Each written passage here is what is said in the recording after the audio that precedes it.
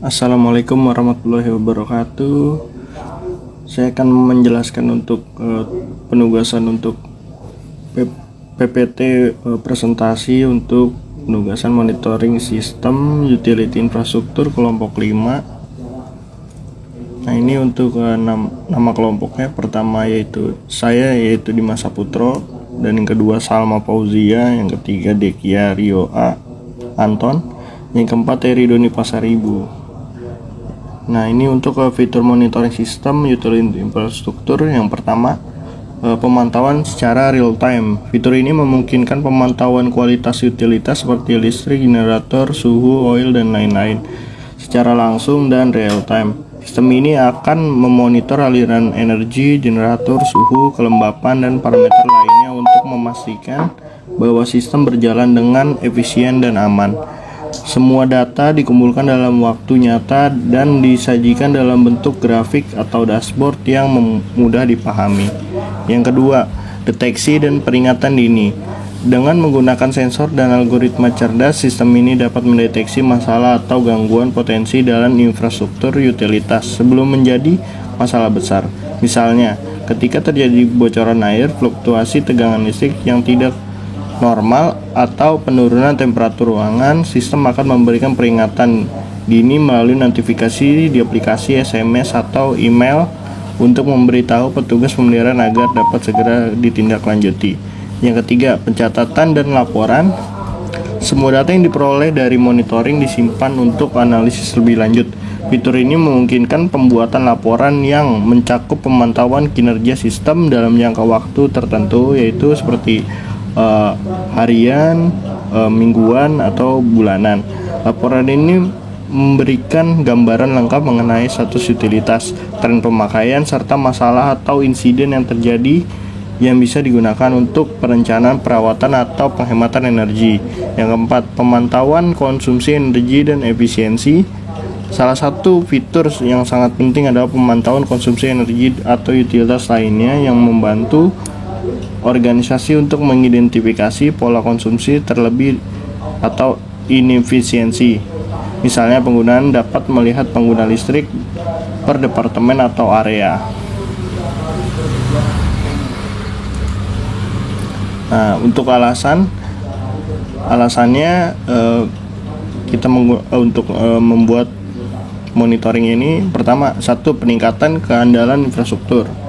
Infrastruktur utilitas seringkali beresiko mengalami gangguan yang dapat mengganggu operasional bisnis atau kesejahteraan masyarakat. Sistem monitoring memungkinkan deteksi masalah sejak dini untuk mengurangi downtime dan memperpanjang umur infrastruktur. Yang kedua, efisiensi operasional. Banyak perusahaan atau instansi kesulitan mengelola sumber daya utilitas seperti energi, suhu, oil secara efektif. Monitoring yang terus-menerus memberikan data real-time untuk pengelolaan yang lebih efektif dan mengurangi pemborosan. Yang ketiga, pengelolaan risiko yang lebih baik. Keamanan dan keselamatan sangat penting dalam pengelolaan utilitas. Dengan sistem monitoring yang canggih, risiko seperti kebocoran oil, kebakaran listrik, atau kerusakan peralatan dapat dideteksi lebih awal untuk mencegah kecelakaan besar. Yang keempat, tuntutan regulasi dan kepatuhan. Banyak negara memiliki peraturan ketat mengenai pengelolaan dan pemeliharaan infrastruktur utilitas. Monitoring yang terintegrasi membantu memenuhi standar tersebut dengan menyediakan data yang valid dan pelaporan yang diperlukan. Yang kelima, kebutuhan untuk penghematan energi dan keberlanjutan. Dalam upaya mengurangi jejak karbon dan pengeluaran operasional, pemantauan konsumsi energi secara terus-menerus memungkinkan organisasi untuk lebih efisien dalam penggunaan sumber daya alam. Nah, untuk tujuannya, satu, meningkatkan kinerja dan efisiensi. Sistem monitoring bertujuan untuk mengoptimalkan penggunaan utilitas dengan memberikan wawasan yang lebih baik tentang pola konsumsi dan kinerja infrastruktur sehingga dapat mengurangi pemborosan dan biaya operasional. Dan selanjutnya,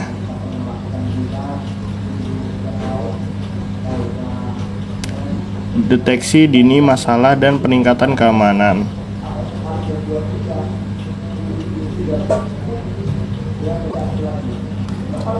Tujuan utama adalah untuk meminimalkan resiko kerusakan atau kecelakaan dengan mendeteksi masalah potensial lebih awal yang memungkinkan tindakan perbaikan atau penggantian dilakukan lebih cepat.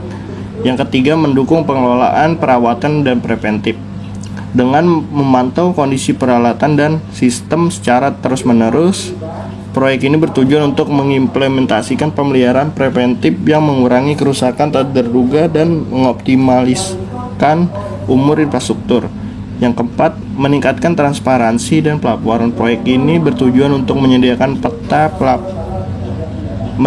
pelaporan yang jelas dan transparan tentang kinerja dan penggunaan sumber daya yang sangat penting bagi pengelola dan pihak lain dalam mengambil keputusan yang lebih baik.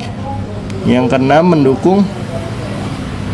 kelima, mendukung inisiasi keberlanjutan, mengoptimalkan konsumsi energi dan sumber daya alam untuk mendukung tujuan keberlanjutan atau pengurangan dampak lingkungan seiring dengan meningkatnya efisiensi penggunaan energi. Yang keenam, penyederhanaan pengelolaan infrastruktur, menyediakan solusi yang lebih mudah dikelola dan dapat dipantau efisien dari satu platform terpusat, memungkinkan kontrol dan pengelolaannya lebih baik oleh tim operasional atau manajer fasilitas.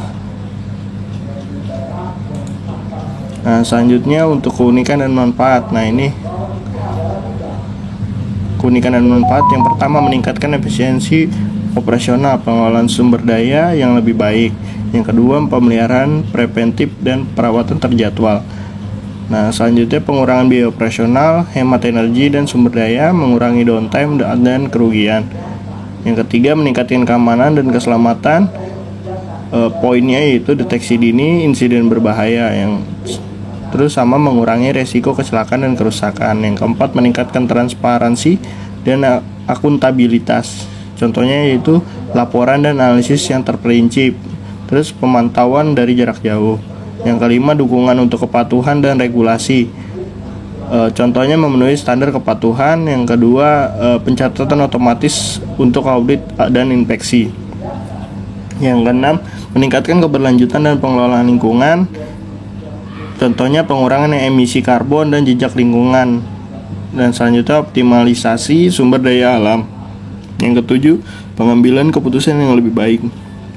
Contohnya agar data yang akurat untuk perencanaan. Nah, kita menggunakan metode ITIL, yaitu Informasi Teknologi Infrastruktur Library, untuk monitoring sistem utility infrastruktur. Pendahuluan saya akan menjelaskan untuk pendahuluannya. Monitoring sistem utility infrastruktur adalah sistem yang digunakan untuk memantau berbagai komponen infrastruktur utilitas seperti jaringan listrik, aliran gas, dan sistem utilitas lainnya guna memastikan bahwa infrastruktur berjalan dengan efisien, aman, dan tanpa gangguan. Untuk mencapai ini dibutuhkan pendekatan yang terstruktur dan terorganisir untuk mengelola layanan monitoring tersebut secara berlanjutan. ITIL, Informasi Teknologi Infrastruktur Library, adalah metodologi terbaik yang dapat digunakan untuk merancang dan mengelola sistem pemantauan infrastruktur utilitas. ITIL berfokus pada pengelolaan layanan teknologi informasi yang efektif, efisien, dan berfokus pada peningkatan layanan berkelanjutan. Dalam konteks monitoring sistem utilitas infrastruktur, ITIL menyediakan kerangka kerja untuk merencanakan, merancang, menerapkan, dan mengelola infrastruktur monitoring dengan prinsip-prinsip terbaik untuk memberikan layanan yang optimal. Nah, ini 5 metodologi ITIL. Yang pertama, service strategi atau strategi layanan. Yang kedua, service design dan desain layanan. Yang ketiga, service transition atau transisi layanan.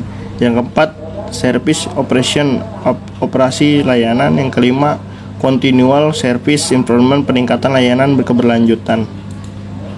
Nah, ini beberapa tools penunjang nih. Yang pertama, kita ada menggunakan software dan hardware. Nah, kalau untuk software kita menggunakan Microsoft Visual Basic-nya untuk program webnya. Yang kedua SAMPP untuk nah, ini untuk softwarenya kita menggunakan Microsoft Visual Basic. Yang kedua SAMPP itu untuk mencoba program webnya.